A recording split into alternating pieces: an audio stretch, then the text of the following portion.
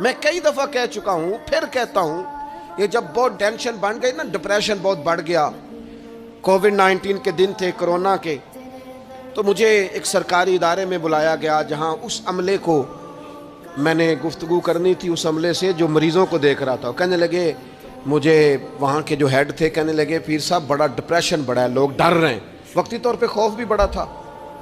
تو میں نے ایک صاحب سے وہاں کہا کہ اتنا خوف کس بات کا؟ کہنے لگے جی مجھے تو زیادہ ہجوم آ جائے تو میرا سانس نہیں نکلتا، تو قبر میں تو کھڑکی کوئی نہیں، تو تصور سوچ سوچ کے میں ڈرتا ہوں۔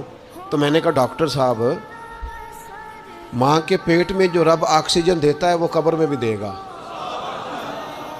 تو انہوں نے آپ کی طرح سبحان اللہ نہیں کی، کیونکہ وہ ڈاکٹر صاحب تھے نا، سیانے بندے کو سمجھانا بھی کافی سیانے بندے کا کام ہے، وہ زیادہ سیانے تھے، لیکن نا سوتے کو جگانا تو کام ہے، اور اگر جاگتے کو جگانا پڑ جائے تو بہت مشکل کام ہوتا ہے۔ وہ ڈاکٹر صاحب تھے، وہ کہنے لگے جی حضرت صاحب، وہ تو ماں سانس لیتی ہے تو وہ بچے کو جاتا ہے، وہ آکسیجن ماں کے سانس کی بنیاد پہ ملتی ہے، تو قبر میں وہ کیسے ہوگا؟ میں نے کہا چلیں ٹھیک ہے ڈاکٹر صاحب، آپ کی یہ دلیل بھی مان لیتے ہیں، وہ جو انڈے سے بچہ نکلتا ہے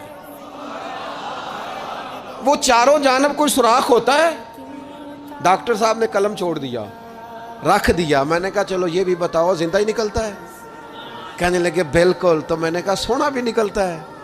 کہنے لگے بڑا ہی پیارا ہوتا ہے۔ میں نے کہا انشاءاللہ جب ہم قبروں سے نکلیں گے مصطفیٰ کا صدقہ، یوم نحشر المتقین الی الرحمن وفدا، رب کہتا ہے تم جب نکلو گے نا قبروں سے، متقی مومن جب نکلیں گے تو رب کی بارگاہ میں مہمان بنا کر پیش کیے جائیں گے۔